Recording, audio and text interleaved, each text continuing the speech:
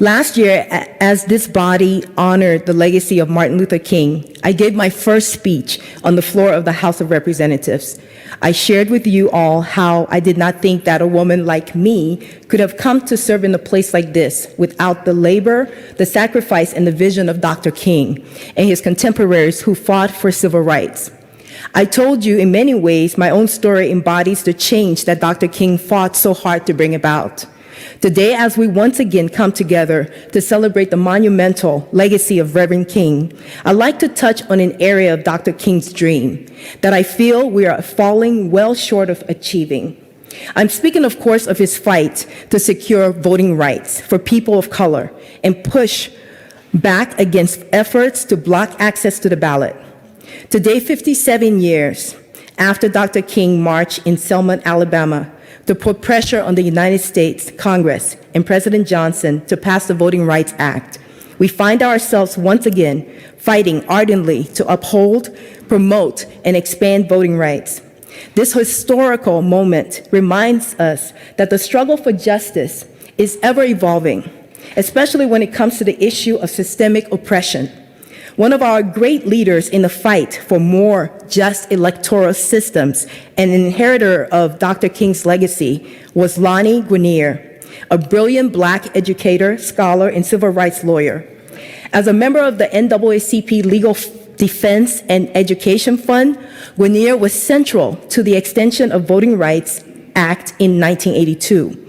Her scholarship expanded our notions of what constitutes truly representative democracy, reminding us that merely having a vote is not enough to overcome systemic biases that disenfranchise minorities. When Guinier was working on protecting the Voting Rights Act in 1980s, she understood that the nation was in the midst of a counter-revolution on civil rights.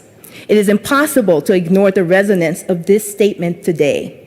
We lost Lani Guinier last Friday, but I commit to carrying on her legacy as we work to strengthen our democracy and root out discrimination.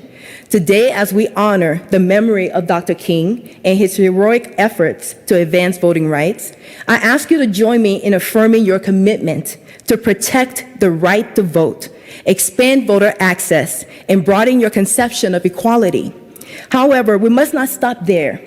In truth, I'm tired of working so hard to merely maintain the gains that we have made as racial minorities in this country. It is no longer enough to simply preserve the status quo. Now is the time to reawaken the progressive spark that Dr. King ignited throughout our country. Let us harness the imaginative spirit of Dr. King and Lani Guinier, that they embodied as we collectively dream ourselves into a more just future. I leave you with one of the favorite quotes of Dr. Martin Luther King Jr. We are now faced with the fact that tomorrow is today. We are confronted with the fierce urgency of now. In this unfolding conundrum of life and history, there is such a thing as being too late. There is no time for apathy or complacency. This is a time for vigorous and positive action. Thank you.